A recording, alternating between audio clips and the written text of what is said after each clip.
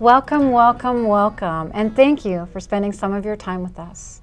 My name is Tina Rosenquist, and this is Knowledge for Wellness.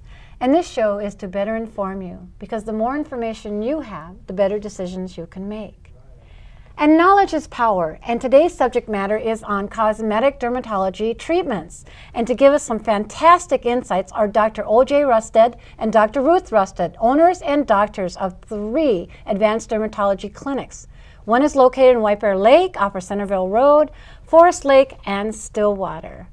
Great. Well, welcome, Dr. Ruth. Thank you, Tina. And Dr. O.J. Nice to see you. Oh, I'm so glad you could come back. This is going to be so great. And of course, this is a up and hot topic, of course, our treatments on dermatology. And so I know maybe the other viewers didn't get a chance to see the other shows, but I know they can go on your website along with mine and see it. But if you could go ahead and just explain to the viewers a little bit about you and your love, your passion, and your desire to open up 3 clinics. Dr. O.J. Rustad, and I started the practice back in 1993, and we've been in the White Bear Lake area for about 16, going on 17 years, and been enjoying this area and enjoying it so much we did decide to go to Forest Lake and now Stillwater as well. Okay.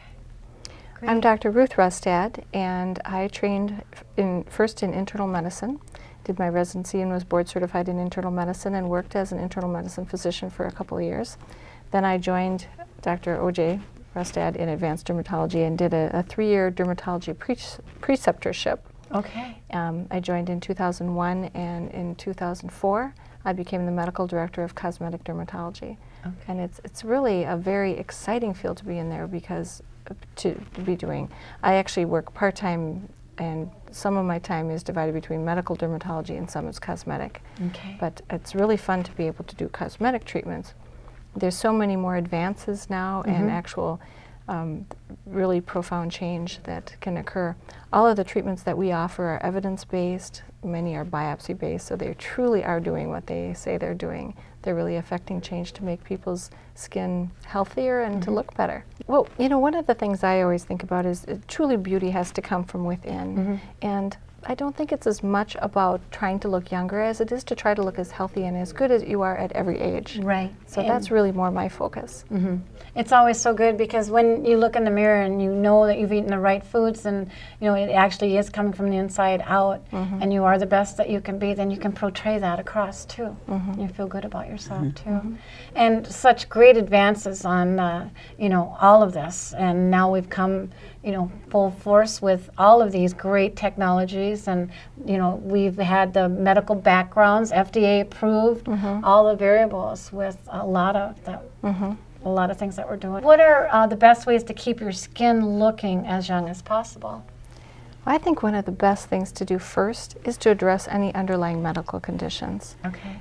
If you have, for example, if you continue to have cystic scarring acne, there's really no point in trying to do other cosmetic treatments to try to get rid of acne scars and make your skin look better when the process that's disrupting it is ongoing. So really, I firmly believe people should get their medical skin conditions treated first, whether it's acne, psoriasis, rosacea, any of the other things. So one of the things we have at Advanced Aesthetics, the cosmetic part of advanced dermatology care, is we have this interplay with both the great knowledge of the medical and the cosmetic part.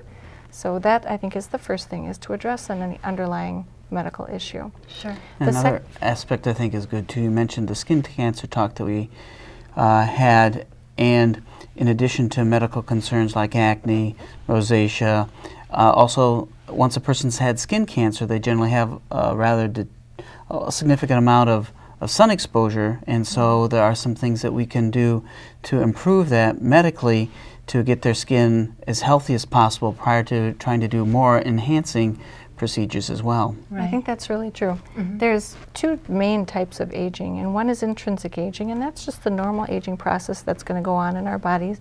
From the minute we're born, we're growing, but we're also aging. The second process is external aging, and the factors that our bodies encounter that accelerate the aging process, like excessive UV exposure, which, as Dr. O.J. just alluded to, can cause skin cancer. Many of our patients with a lot of sun damage go on to have skin cancers.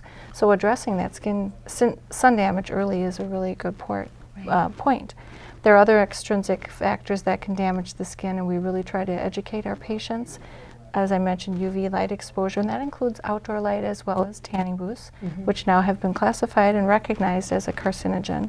Definitely not a healthy thing to do for the skin. Other factors like smoking, chemical exposures, and things like that, all can be very detrimental to the skin. So it's really important to educate people about what they're encountering and what they're doing to themselves, either on purpose or inadvertently. Right. After that, I really believe strongly that addressing that sun damage is a really big part in helping making your skin healthy. We have a wonderful treatment that we use both medically and cosmetic called photodynamic therapy. It's sometimes nicknamed the blue light treatment. Okay. And it's a treatment that's approved for treating precancerous conditions, sun damage conditions, and acne. And it's a treatment where people come and we apply this medicine and we let it soak in, and it's preferentially absorbed by abnormal skin cells. And then after it's soaked in for a prescribed period of time, they're put under this specific wavelength of blue light, and that activates the medicine and kills those damaged skin cells or the cells acting abnormally. Okay. As you can imagine, you look a little worse before you get better. Exactly. But it is really after they're all done with the red and the peeling, which can last about a week, some people less, some people more. Their skin is so much healthier. Those abnormal skin cells have been, a lot of them, if not all, well, I hate to say all because you can never really predict, and your next DNA division might have an abnormal one pop up that wasn't there before. But your skin is so much healthier, and the nice benefit is your skin already looks younger by just getting rid of those abnormal skin cells. Yeah. And from actually from the inside out. And I know when we hurt ourselves or we scrape ourselves and we get the scabbing, and then the scab actually is like new baby skin underneath it. And so once the scab goes away, you'll probably feel as smooth as baby skin.